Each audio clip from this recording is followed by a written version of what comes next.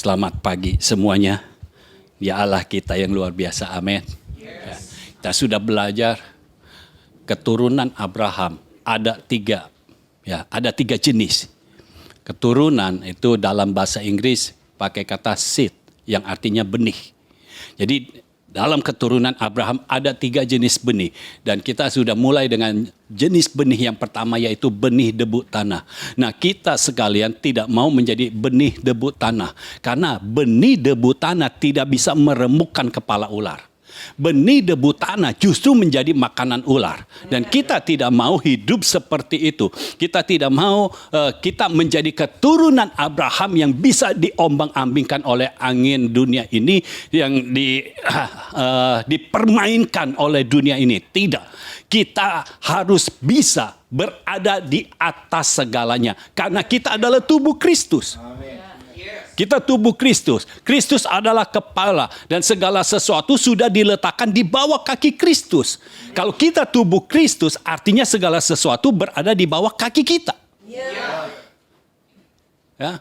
Kalau kita benihnya debu tanah, kita tahu ular sudah dikutuk dan Tuhan berfirman berkata kepada ular, dengan perutmu lah engkau akan menjalar. Engkau akan berjalan. Nah berjalannya itu di mana? Di atas debu, saudara. Di atas debu tanah. Nah kalau kita menjadi debu tanah, kita ada di bawah ular terus. Ular itu yang suka memberi masalah, ya, memberi kesulitan, bukan kemudahan. Mungkin pertama dia memberikan kita kemudahan, selebihnya sulit. Nah kita tidak mau berada di bawah masalah. Kita harus berada di atas masalah. Karena Tuhan menciptakan kita berada di atas masalah. Adam diciptakan di Taman Eden, tidak di bawah tanah. Di atas tanah. Ya, di atas segala. Dan ketika Adam diciptakan, Tuhan berkata, berkuasalah atas segalanya. Ya. Atas tumbuh-tumbuhan, atas hewan-hewan, ternak-ternak, ikan-ikan, burung-burung di udara. Kita itu diciptakan awal mulanya di atas. Jadi masalah bukan ada di atas kita. Bahkan sejajar pun tidak.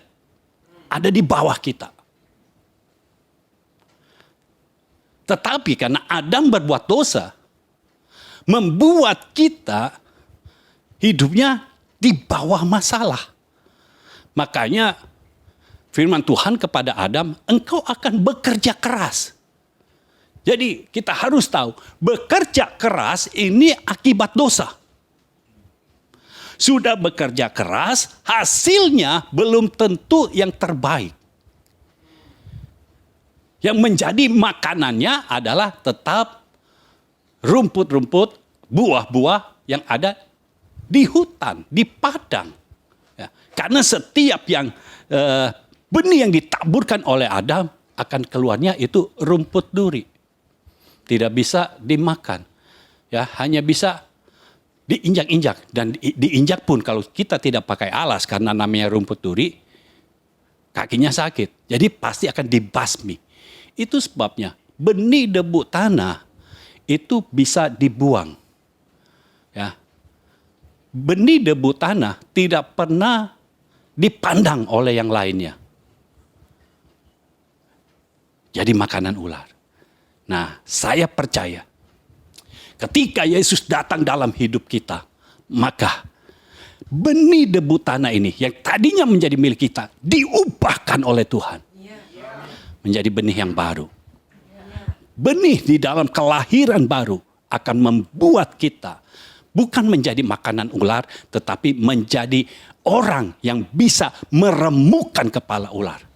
Karena Yesus sudah menang. Yesus sudah meremukkan kepala ular. Dan sekarang pekerjaan Yesus dilanjutkan oleh gereja. Oleh tubuh Kristus. Kita adalah tubuh Kristus. Kita adalah gereja. Kita melanjutkan. Kalau Yesus sudah meremukkan kepala ular. Artinya ketika kita melangkah. Kalau ular mau coba-coba menghalangi kita. Kita bukan lari ketakutan. Tetapi kita meremukkan kepala ular. Yes. Kita menaklukkan semua masalah. menaklukkan semua kesulitan. Karena di dalam kita ada Roh Kristus, di dalam kita ada Roh Kudus. Nah, sekarang kita belajar benih jenis yang kedua. Kejadian 22 ayat 15 dan sampai 17. Kejadian 22 ayat 15 sampai ayat 17. Untuk kedua kalinya berserulah malaikat Tuhan dari langit kepada Abraham.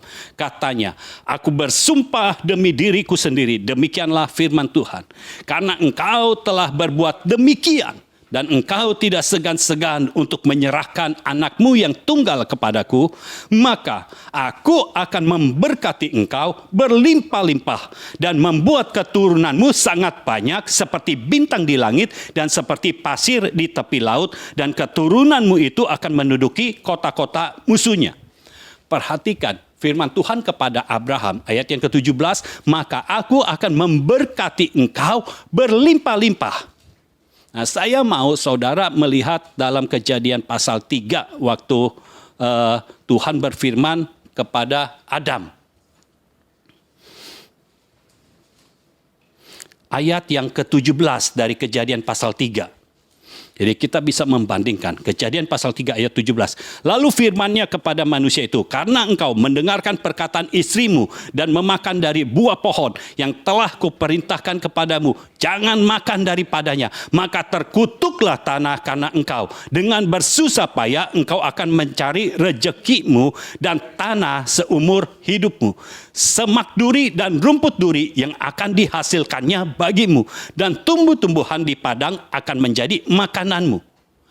Saudara yang dikasihi Tuhan, kalau kita lihat firman Tuhan kepada Adam waktu itu, kira-kira apakah yang Adam akan kerjakan itu diberkati dengan berlimpah-limpah? Tidak ada, saudara. Kenapa?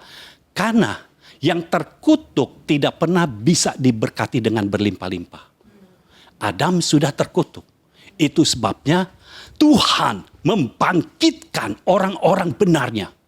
Ya, setelah membangkitkan Nuh tapi buat masalah dengan dia minum anggur, ya, dia mabuk-mabukan, ya, sampai dia tertidur. Artinya minumnya cukup banyak. Karena kalau minumnya sedikit, itu nggak akan sampai tertidur begitu lama, ya, sampai ada orang masuk nggak tahu. Akhirnya Tuhan membangkitkan Abraham. Sebelumnya itu firman datang kepada ayahnya Abraham, tetapi ayahnya Abraham tidak bisa meninggalkan anaknya. Anaknya sudah meninggal ketika keluar dari Ur Kasdim, dia sampai ke satu tempat. Jadi kemungkinan besar ayahnya ini memberi nama Haran kota itu. Sesuai dengan nama anaknya yang meninggal. Dan karena dia terlalu mengasihi Haran, kita harus mengasihi Tuhan lebih dari segalanya. Mengasihi Haran sampai dia mati di Haran. Itu sebabnya Tuhan memberikan firman kepada Abraham. Abraham dibangkitkan. Ya, Abraham dibangkitkan. Tapi masalahnya ketika Tuhan berkata, pergilah dari sanak saudaramu, pergilah dari negerimu. Ya, jadi jelas, pergi dari negeri, pergi dari sanak saudara, pergi dari negeri. Abraham sudah pergi, yaitu dari Ur Kasdim, itu negerinya. Pergi dari negeri nenek moyangmu, itu Ur Kasdim. Dia lagi ada di Haran. Tapi dari Haran Tuhan mau Abraham itu melangkah lagi. Karena tujuan Tuhan belum terpenuhi di Haran. Saudara, kalau tujuan Tuhan belum terpenuhi di dalam hidupmu, jangan berhenti di tengah jalan. Maju terus. Abraham diminta melanjutkan. Di Haran mereka berhenti. Seharusnya di Haran mereka tidak berhenti. Karena tujuan Tuhan bukan di Haran. Tujuan Tuhan adalah Kanaan. Tujuan Tuhan negeri perjanjian. Bukan Haran. Makanya Abraham dibangkitkan. Tapi jangan bawa sanak saudara. istri bukan sanak saudara. Istri menjadi satu dengan suami. Jadi istri harus dibawa. Sarah harus dibawa oleh Abraham. Tetapi Lot adalah sanak saudara. Mungkin kita berpikir, ya Lot kan keponakannya Abraham. Kalau Lot tidak dibawa, kasihan dong Lot sendirian. Tidak. Lot tidak sendirian. Dia punya karyawan cukup banyak. Lot itu sudah besar. Jadi bisa hidup dia di situ. Nah, panggilan Tuhan ada dalam hidup Abraham, bukan dalam hidup Lot. Ketika kita menerima panggilan dari Tuhan dan tidak mengikuti cara Tuhan, tapi mengikuti cara kita, maka sesuatu akan terjadi. Sesuatu yang tidak baik akan terjadi. Karena Lot dibawa oleh Abraham, maka ketika Tuhan berkata bahwa engkau akan memiliki keturunan, engkau akan darimu akan muncul bangsa yang besar. Abraham itu tidak bisa melihat keturunannya ini banyaknya seperti apa sih? Nggak bisa melihat. Sampai akhirnya ada masalah. Gembala Lot dan gembala Abraham bertengkar. Karena mereka sangat diberkati. Perhatikan, Abraham sangat diberkati. Tetapi berkatnya itu membuat mereka ribut. Ini kalau nggak taat sama Tuhan begitu. Berkat dari Tuhan bukan membuat hidupnya lebih damai, tapi malah jadi ribut. Ya, gembala Lot sama gembala Abraham ribut. Abraham langsung berkata, udahlah kita pisah. Jadi pisah. Ketika berpisah, barulah Abraham bisa melihat. Selama ini matanya tertutup. Saudara tahu, ketika ada sesuatu yang engkau bawa dan itu tidak diperkenan oleh Tuhan, maka yang engkau bawa itu akan menutup matamu sehingga engkau tidak bisa melihat apa yang Tuhan sediakan dalam hidupmu. Tuhan menyediakan yang besar. Setelah berpisah dari Lot, Abraham baru bisa melihat keturunannya seperti debu tanah banyaknya. Banyak sekali saudara, debu tanah bisa dihitung atau tidak? Tidak bisa. Tapi masalahnya bisa dihitung atau tidak bisa dihitung, itu debu tanah. Memang tidak bisa dihitung, tapi debu tanah. Yang namanya debu akan disapu orang. Akan disapu, akan dibuang. Dan Abraham baru bisa melihat debu tanah. Karena ada Lot yang dibawa oleh dia. Ketika matanya terbuka, baru bisa melihat debu tanah. Saudara, kalau benih atau keturunan Abraham adalah debu tanah, maka sekalipun ini menjadi bangsa yang besar, ini akan punah, akan hilang. Karena debu tanah pasti akan dihilangkan. Tidak ada orang yang suka dengan debu tanah. Karena bikin alergi, bikin pilek. Ya. Jadi akan disapu sampai bersih. Tetapi ketika di dalam pasal 22, Tuhan berfirman kembali kepada Abraham tentang keturunannya. Dan kali ini Tuhan berkata, aku bersumpah demi diriku sendiri, demikianlah firman Tuhan, karena engkau telah berbuat demikian, dan engkau tidak segan-segan untuk menyerahkan anakmu yang tunggal kepadaku, maka aku akan memberkati engkau berlimpah-limpah. Saudara, jadi kutuk yang ada di dalam kehidupan Adam berhenti. Karena ketika Tuhan berfirman, artinya itu yang pasti jadi. Dalam kehidupan Abraham, kutuk Adam tidak berpengaruh. Makanya dia sangat-sangat diberkati. Apalagi saudara, kita sekarang yang sudah ditebus oleh Yesus Kristus. Artinya Tuhan bisa memberkati lebih dari apa yang pernah terjadi di dalam Alkitab. Tuhan bisa lebih memberkati lagi karena sekarang yang diberikan bukan hanya firman saja, tetapi firman yang menjadi manusia. Yes. Itu ada di dalam kita, hidup di dalam kita. Jadi kita tidak hidup di bawah kutuk lagi, tapi kita hidup di bawah berkat. Kenapa? Tuhan harus memperbaharui. Berkata lagi, engkau akan diberkati dengan berlimpah-limpah dan membuat keturunanmu sangat banyak. Kenapa diulangi lagi? Karena berkat yang berlimpah-limpah sebelumnya bikin Abraham susah. Jadi Tuhan mengulangi lagi firman-Nya, engkau akan diberkati. Aku akan memberkati engkau dengan berlimpah-limpah. Tapi kali ini, karena engkau bukannya membawa Lot, artinya engkau bukannya membawa ketidaktaatan, tetapi kali ini engkau membawa ketaatan. Aku memberkati dengan berkat yang baru, berkat yang berlimpah-limpah, yang tidak akan membuat engkau ribut. Saudara tahu, ketika kita hidup dalam keuangan yang banyak, seringkali terjadi keributan. Apalagi keturunan. Ya. Karena keturunan pasti akan mencari warisan. Sehingga anak ribut. Orang-orang yang bukan saudara akan mengaku menjadi saudara. Supaya kebagian warisan. Kita tidak punya berkat yang seperti itu. Kita punya berkat yang berkelimpahan, yang ketika diturunkan kepada anak cucu, itu tidak akan membuat keributan. Tuhan memperbaharui. Lalu Tuhan memperbaharui tentang keturunannya. Ya, Tuhan berkata, aku akan membuat keturunanmu sangat banyak.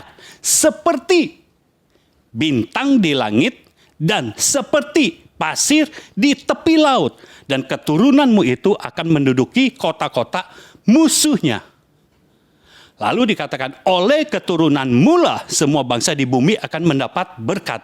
Karena engkau mendengarkan aku. Pertama, ketika Abraham berpisah dari Lot, Abraham melihat keturunannya itu sebagai debu tanah. Debu tanah tidak akan bisa menduduki kota-kota musuh. Tuhan memperbaharui firman-Nya. Keturunanmu akan sangat banyak, seperti bintang di langit dan seperti pasir di tepi laut. Siapa yang bisa menghitung bintang? Tidak ada, saudara. Ketika kita hitung bintang 1, 2, 3. Yang ini udah dihitung belum ya? Sampai sini. Yang ini udah dihitung belum ya? Kita bingung. Kenapa? Karena itu berjuta-juta. Ya. Kalau cuma 5, saudara bisa hitung. Tapi kalau berjuta-juta, bagaimana hitungnya? Ya. Lalu seperti pasir di tepi laut. Siapa yang mau menghitung pasir? Saking tidak bisa dihitung. Kalau kita pesen pasir, itu hitungannya gerobak. Ya, bukannya satu-satu dihitung. Siapa yang mau hitung pasir?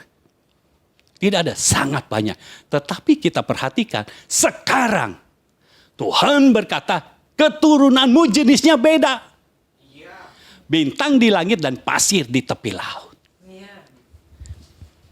Kenapa Tuhan memberikan pandangan yang berbeda kepada Abraham sekarang? Karena ada tindakan ketaatan dari Abraham. Ya jelas dikatakan bahwa karena engkau rela, engkau tidak segan-segan menyerahkan anakmu yang tunggal kepadaku. Saudara, Abraham tidak segan-segan menyerahkan anaknya. Karena dia tidak segan-segan menyerahkan anaknya. Allah Bapa tidak segan-segan menyerahkan anaknya juga untuk menebus kita. Haleluya. Kenapa pandangan Abraham berubah? Karena tindakan ketaatan. Ketidaktaatan membuat kita ketika melihat sesuatu itu menjadi seperti debu tanah. Tetapi ketaatan akan membuat kita memandang ini menjadi seperti bintang di langit dan pasir di tepi laut. Jadi Abraham tahu sekarang bahwa bangsa yang besar itu, kalau ini muncul bangsa yang besar dari keturunannya, maka bangsa ini akan tetap bertahan. Pasir di tepi laut tidak akan dibuang. Nggak ada saudara, orang datang-datang ke pantai, ambil pasir, dibuangin pasirnya. Nggak ada. Pasir di tepi laut tetap ada. Tapi yang namanya debu, disapu kan. Saudara kalau lihat, banyak orang yang suka sapu jalanan. Kenapa? Karena menyapu debu tanah. Debu tanah tidak dihargai, debu tanah akan dibuang. Kalau keturunan Abraham seperti itu, begitu muncul bangsa, bangsa ini langsung dihancurkan, dibuang. Artinya apa? Bangsa ini tidak akan menjadi bangsa yang besar. Tapi firman Tuhan pasti terjadi. Tapi firman Tuhan yang terjadi itu butuh ketaatan kita. Ketidaktaatan membawa kita kepada kehancuran. Tapi ketaatan kita membawa kita kepada penggenapan firman. Tuhan berjanji, keturunanmu akan menjadi seperti bintang di langit dan seperti pasir di tepi laut. Nanti kita akan bahas tentang jenis pasir di tepi laut. Tapi sekarang kita melihat kenapa ya tindakan ketaatan Abraham itu membuat Tuhan mengubah pandangan Abraham. Sehingga keturunannya tidak menjadi debu tanah lagi. Tapi menjadi seperti bintang di langit, pasir di tepi laut. Nah, kita lihat ketika Ishak sudah dilahirkan dan mulai bertumbuh remaja, Tuhan menguji Abraham. Abraham, ambil anakmu, lalu bawa ke Gunung Moria. Persembahkan kepadaku. Dan apa yang dilakukan oleh Abraham? Dia bawa aja itu anaknya. Benar-benar dia bawa anaknya, dia tidak membawa anak domba. Dia tidak membawa anak kambing. Karena untuk persembahan kan harusnya ada kambing domba. Tidak bawa sama sekali. Makanya di tengah perjalanan Ishak tanya, Bapak, ini semua sudah ada, ya. Untuk bakar apinya sudah ada. Pisaunya sudah ada. Kayunya sudah ada. Tapi kok anak dombanya nggak ada?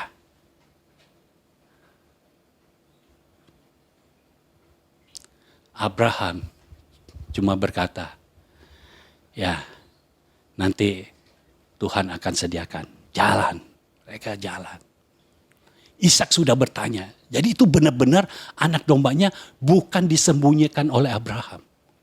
Lalu sampai di Gunung Moria, ditaruh di semak belukar, baru mempersembahkan Ishak. Enggak begitu. Itu anak domba benar-benar enggak ada. Enggak dibawa oleh Abraham. Ketika di Gunung Moria, Ishak benar-benar dipersembahkan. Tidak ada rencana cadangan bagi Abraham. Ishak diikat. Ini kolaborasi antara bapa dan anak. Tindakan ketaatan antara bapa dan anak akan membuat firman Tuhan digenapi dalam hidup kita. Firman Tuhan digenapi dalam hidup Abraham. Firman Tuhan digenapi dalam hidup Ishak. Ini kolaborasi. Kalau Abrahamnya taat, tapi Ishaknya tidak taat. Ketika sampai di Gunung Moria, mau diikat, Ishak lari. Abraham mungkin tidak bisa mengejar Ishak. Karena Ishak masih remaja. Tenaganya masih kuat. Ya, remaja kalau lari-larian, sudah lari berapa kali, main lagi lari-larian, kuat lagi saudara. Abraham tidak mungkin bisa mengejar Ishak. Dan akhirnya nanti tidak ada yang dipersembahkan. Kalau Ishaknya juga tidak taat. Tetapi Ishaknya taat. Dia percaya penuh kepada bapaknya. Sekalipun aku harus dikorbankan, aku percaya bahwa ini adalah kehendak Tuhan dalam hidup bapakku. Percaya penuh kepada bapaknya. Ishak diikat, diam. Dia nggak tanya lagi, Bapak, kenapa saya diikat? Nggak tanya lagi. Kenapa? dia sudah tahu dia yang akan dipersembahkan. Ishak itu bukan orang bodoh. Ini orang pintar. Kita bisa melihat ketika dia menabur, Tuhan memberkati dia. Sampai 100 kali lipat di tahun yang sama. Artinya dia orang pintar. Orang bodoh tidak bisa menangkap isi hati Tuhan dan tidak bisa menabur lalu menghasilkan berkali-kali lipat. Ishak itu orang pintar. Ketika dia melihat tidak ada kambing domba sampai di gunung, dia langsung diikat. Ini yang mesti diikat dulu. Karena kalau nggak diikat bisa lari-lari. Tapi dia tahu dia akan dipersembahkan. Dia diam. Tidak dikatakan Ishak berkata. Nggak ada. Ishak taat. Untuk kita bisa hidup di dalam penggenapan janji Tuhan.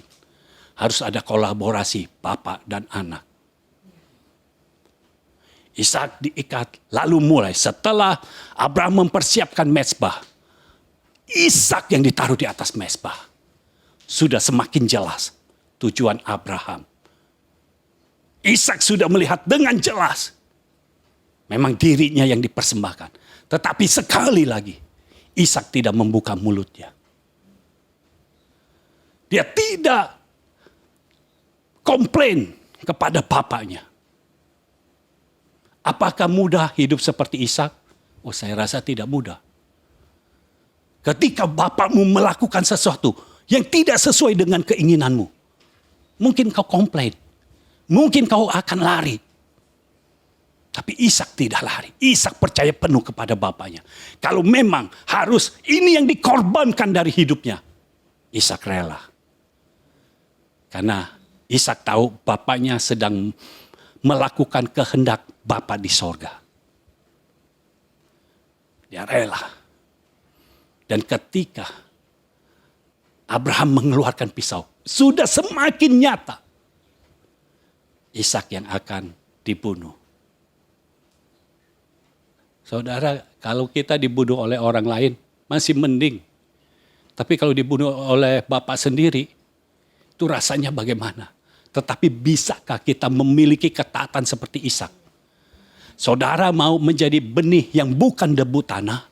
Saudara mau menjadi benih seperti bintang di langit dan pasir di tepi laut. Saudara harus punya ketaatan seperti Ishak. Bukan ketaatan seperti Abraham saja, tetapi ketaatan seperti Ishak. Rela mengorbankan dirinya sendiri demi kehendak Bapa.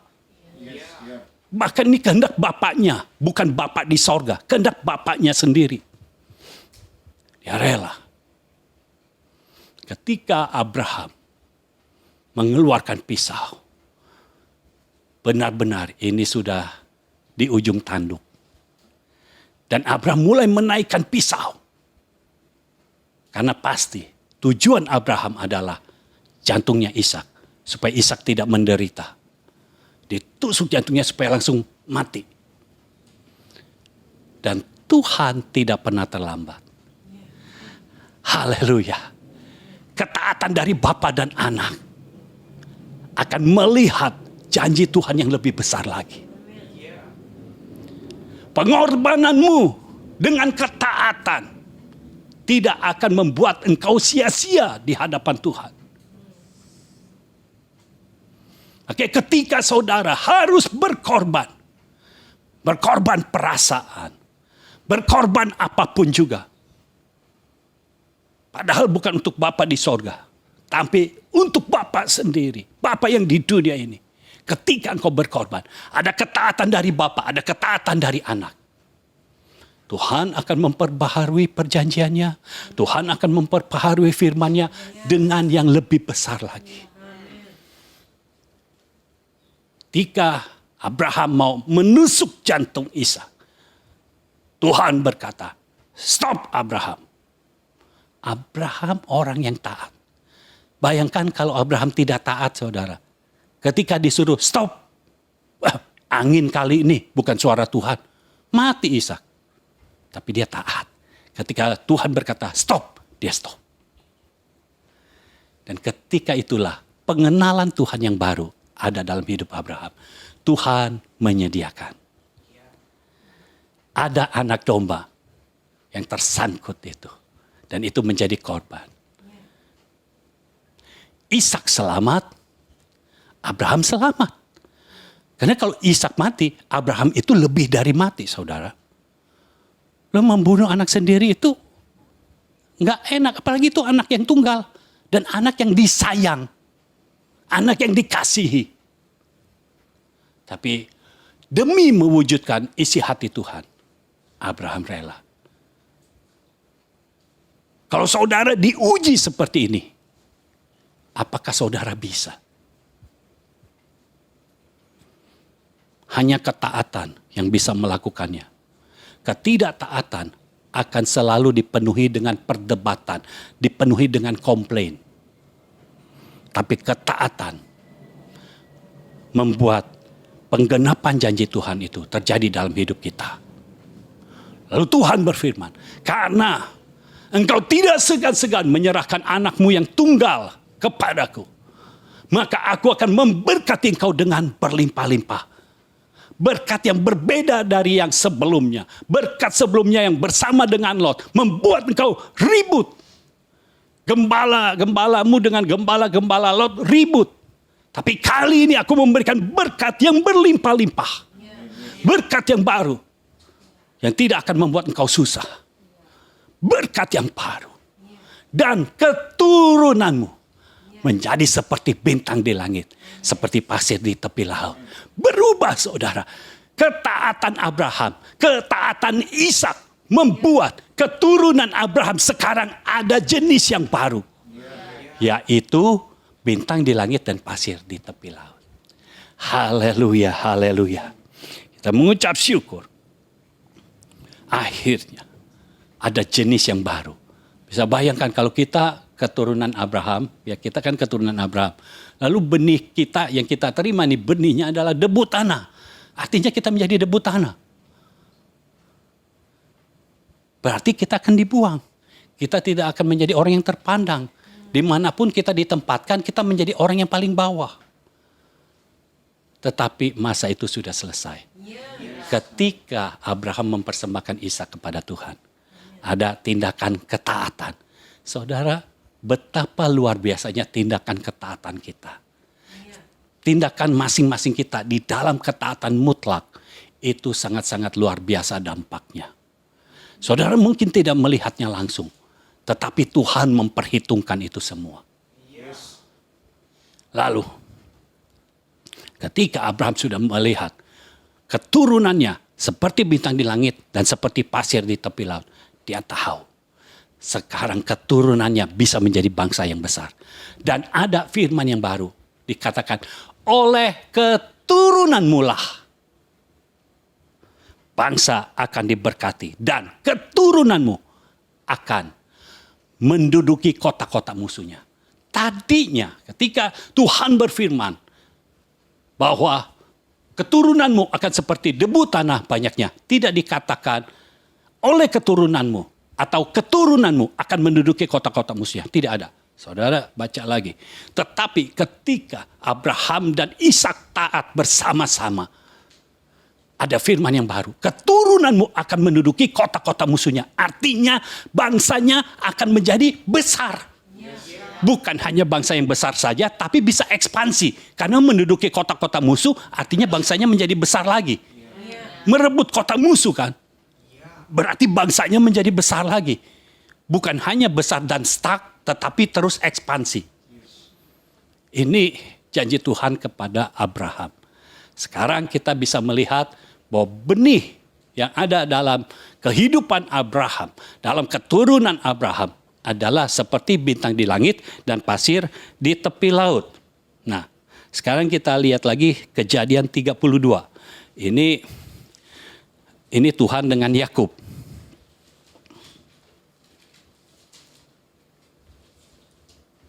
Kejadian 32.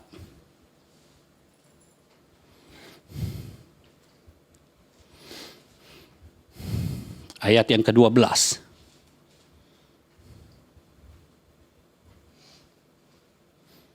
Ini Yakub berkata kepada Tuhan, bukankah engkau telah berfirman, tentu aku akan berbuat baik kepadamu dan menjadikan keturunanmu sebagai pasir di laut, yang karena banyaknya tidak dapat dihitung. Nah, saya mau beri tahu background dari kisah ini. Ini ketika Yakub akan berjumpa dengan Esau. Dan dia hidup di dalam ketakutan. Dan ingat, ketika Tuhan berfirman kepada Yakub, Tuhan berkata keturunannya seperti debu tanah. Tapi bisakah saudara lihat, sekarang Yakub berkata kepada Tuhan, bukankah engkau telah berfirman, tentu aku akan berbuat baik kepadamu dan menjadikan keturunanmu sebagai pasir di laut. Tuhan berfirman bahwa keturunanmu akan menjadi debu tanah. Banyaknya seperti debu tanah. Tapi sekarang Yakub bukan mengambil dari firman Tuhan kepada dirinya, karena Yakub adalah penipu, tetapi dia mengambil firman Tuhan kepada Abraham. Seperti pasir di laut. Kenapa dia cuma bisa berkata pasir di laut, bukan bintang di langit? Karena dari debu tanah, saudara. Dari debu tanah menjadi pasir aja, ya sudah puji Tuhan. Mau seperti bintang di langit, kejauhan.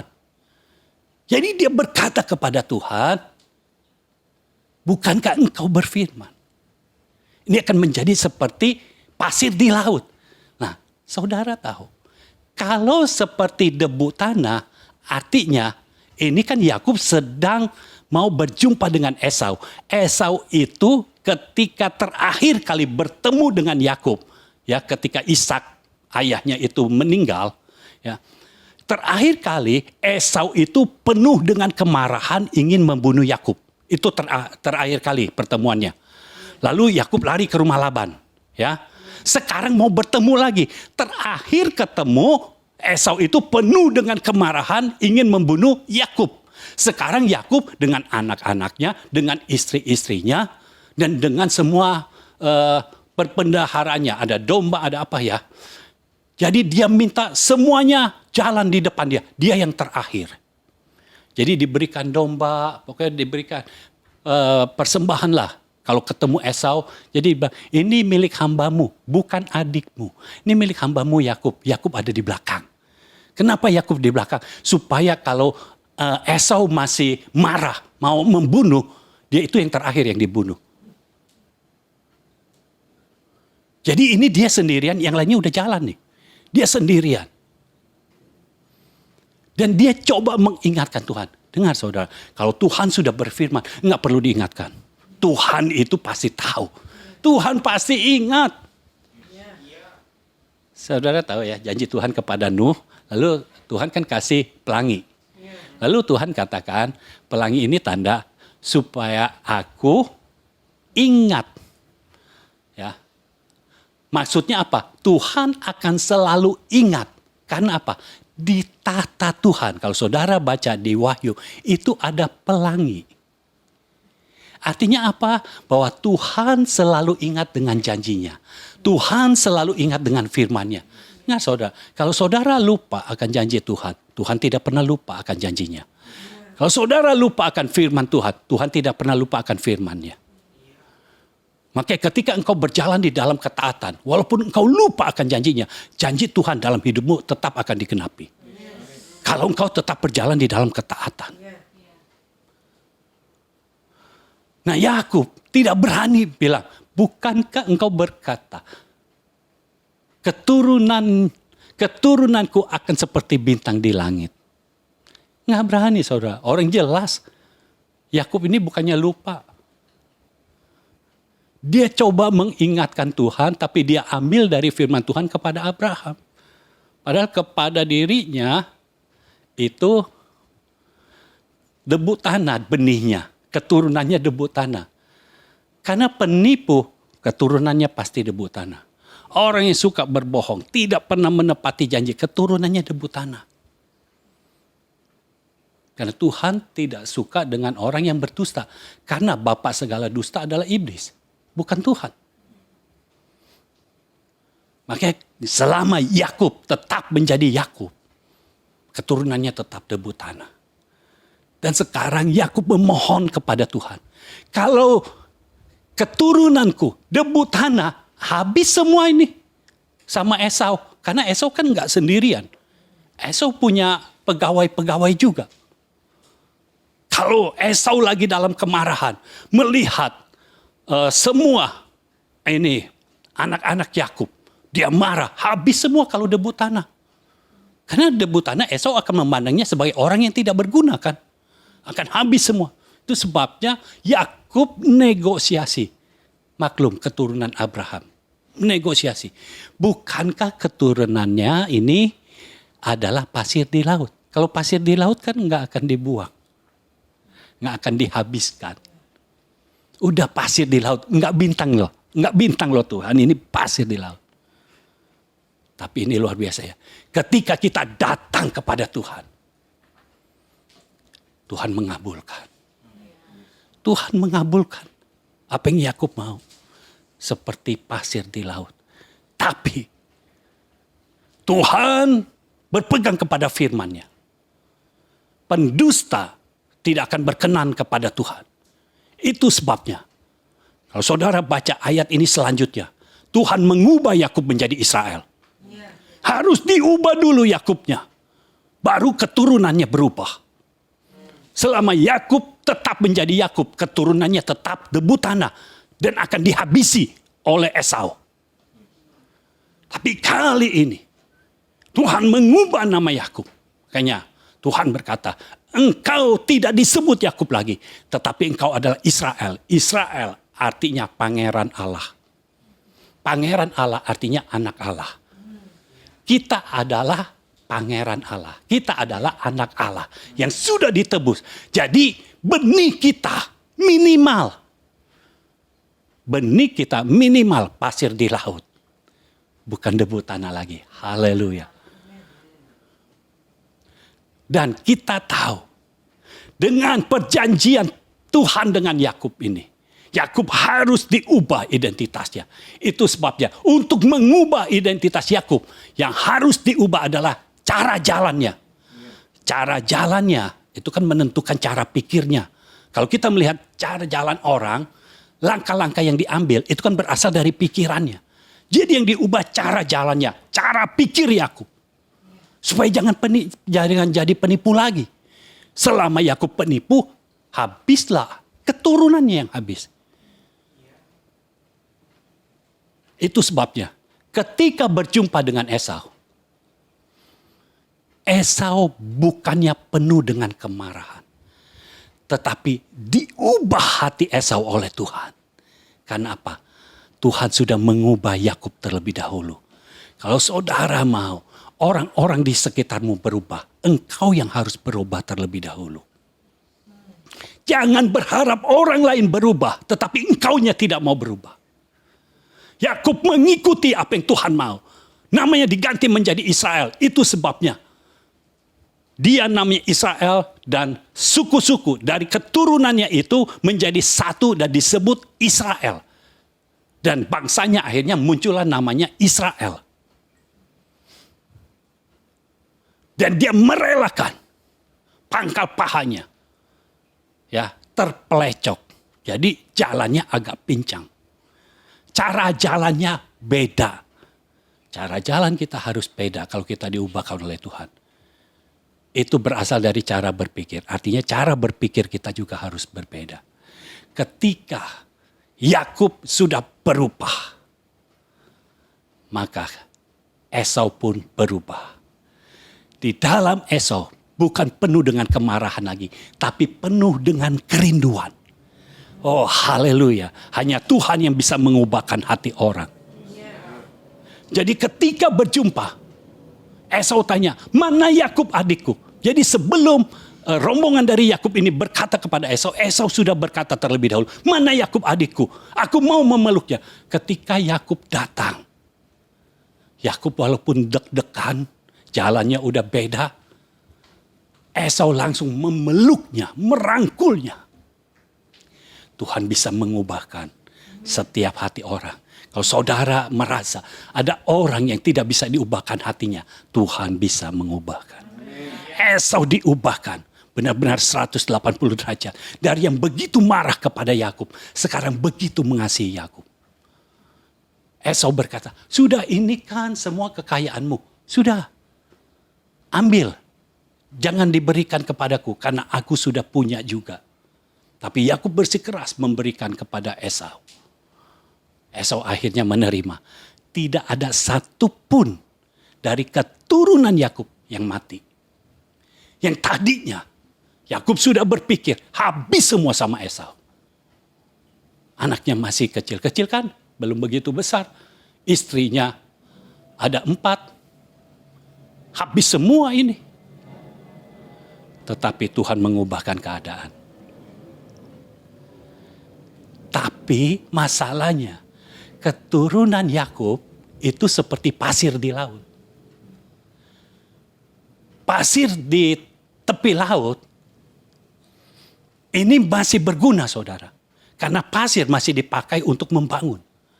Tetapi kita lihat di dalam Matius pasal yang ke-7.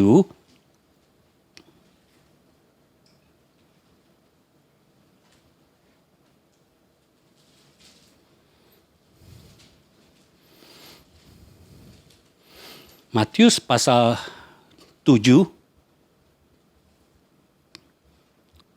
ayat 26. Tetapi setiap orang yang mendengar perkataanku ini dan tidak melakukannya, ia sama dengan orang yang bodoh yang mendirikan rumahnya di atas pasir. Kemudian turunlah hujan dan datanglah banjir, lalu angin melanda rumah itu sehingga rubuhlah rumah itu dan hebatlah kerusakannya. Nah, masalahnya pasir memang kita bisa membangun di atasnya. Tetapi ini nggak kuat. Ya. Dan kita harus tahu, debu tanah dan pasir tetap diinjak oleh orang. Benar? Tidak ada orang ambil pasir taruh di kepalanya kan. Orang kalau ke tepi pantai, ini kan pasir di tepi laut. Pasir di tepi laut, ketika orang berjalan, selalu berjalan di atasnya. Pasir tidak pernah ada di atas. Pasir masih mengalami pergumulan. Tetapi dia tidak akan dihabiskan. Karena masih berguna tetapi tidak kuat. Dan Tuhan memberitahu ini. Kalau engkau seperti pasir, engkau itu tipe orang yang mendengarkan firman Tuhan tetapi tidak melakukannya. Kenapa tidak melakukannya? Karena tidak mengerti dan tidak memahami. Jadi saudara, bagian saudara bukan benih pasir di tepi laut. Karena ini tetap akan diinjak-injak orang. Karena jelas kita adalah tubuh Kristus. Dan segala sesuatu diletakkan jauh di bawah kaki Kristus. Artinya semua itu harus ada di bawah kaki kita. Tetapi kalau kita jenisnya pasir di tepi laut, kita yang ada di bawah. Ini bukan bagian kita. Walaupun ini lebih baik daripada benih debu tanah. Masih bisa dipakai untuk membangun kalau tidak ada masalah. Kalau tidak ada pencobaan, kalau tidak ada badai. Tetapi ketika ada badai datang, pasir tidak akan kuat bertahan. Makanya kalau kita tidak mau kita menjadi benih seperti pasir di tepi laut, kita harus mengerti firman, memahami firman, dan melakukan firman sesuai dengan apa yang seharusnya kita lakukan. Sesuai dengan firman itu. Kita mengerti firman sesuai dengan maksud Tuhan. Kita memahami firman sesuai dengan maksud Tuhan. Bukan dengan maksud kita sendiri. Kita mengerti dan kita memahami. Supaya apa? Kita tidak diinjak-injak orang. Dan ketika kita membangun, kita punya bangunan yang kuat. Pasir tidak akan kuat. Itu sebabnya kenapa kita kadang kita merasa kita sudah fit, lalu kita sudah keuangan kita juga sudah oke. Tapi kenapa ketika ada badai datang kok turun juga, tumbang juga? Karena kita tipenya pasir. Tuhan menyediakan satu jenis lagi yang Tuhan mau saudara menjadi seperti itu. Dan itu bisa terjadi ketika saudara taat. Ketika saudara taat, saudara memiliki ketaatan mutlak, saudara akan menjadi bintang di langit. Itu tujuan Tuhan. Dengan bintang di langit, jenis benih inilah yang akan menghancurkan segala masalah, menaklukkan segala masalah, meremukkan kepala iblis, meremukkan kepala ular. Karena berdua jenis benih hanya bisa bertahan, tetapi tidak kuat. Sehingga kalau badai itu datang, hancur juga. Musuh datang, hancur juga. Mendengar berita yang tidak baik, hancur juga. Ini waktunya kita memilih jenis benih yang tepat, sesuai dengan keinginan Tuhan. Sehingga kita menjadi pribadi yang tidak bisa dikalahkan. Kita menjadi pribadi yang menjadi pemenang, bahkan lebih daripada pemenang. Karena untuk itulah Yesus dilahirkan di dunia ini dan menebus dosa kita, supaya kita menjadi pemenang, bahkan lebih daripada pemenang. Amin. Mari kita bangkit berdiri, kita berdoa. Bapa di surga, kami mengucap syukur untuk hari ini. Biar kami terus belajar dari firman-Mu, kami mengerti dan memahaminya. Sehingga kami tidak diombang-ambingkan oleh angin dunia ini. Kami tidak membangun tetapi tidak kuat, tapi kami membangun dengan kuat. Sehingga ketika badai datang, kami ada di dalam kerajaan yang tak tergoncangkan. Kami tidak tergoncangkan. Kami menjadi anak-Mu yang sesuai dengan apa yang Engkau inginkan. Kembali kepada tujuan yang semula. Kami percaya Tuhan, Engkau terus bekerja di dalam hidup kami, bekerja terus di dalam kami dan melalui kami. Sehingga hidup kami berdampak. Sehingga kami bisa menduduki kota-kota musuh. Kami bisa berdampak bagi kota-kota dan bangsa-bangsa. Dan Kau terus bekerja dalam hidup kami. Kuasa-Mu dinyatakan dalam hidup kami. Kedaulatan-Mu dinyatakan dalam hidup kami. Biar Engkau mengestabliskan kami sebagai anak-anak Allah di dunia ini Tuhan. Hingga orang bisa melihat bahwa ada satu generasi yang Tuhan bangkitkan di dunia ini. Generasi yang tidak mudah dikalahkan. Karena generasi ini adalah generasi yang dibangkitkan Tuhan pada akhir zaman ini. Kami percaya Tuhan, Kau terus bekerja. Kami berdoa saat ini. Generasi yang baru ini, generasi bintang di langit ini, bangkit dan bergabung bersama dengan kami. Untuk bersama-sama menunaikan tugas kerajaan. Terima kasih Bapa. Kami mengucap syukur untuk waktu yang tersedia pada hari ini. Kau terus beserta dengan kami sampai kami menyelesaikan semua tugas yang Kau berikan kepada kami. Terima kasih Bapa.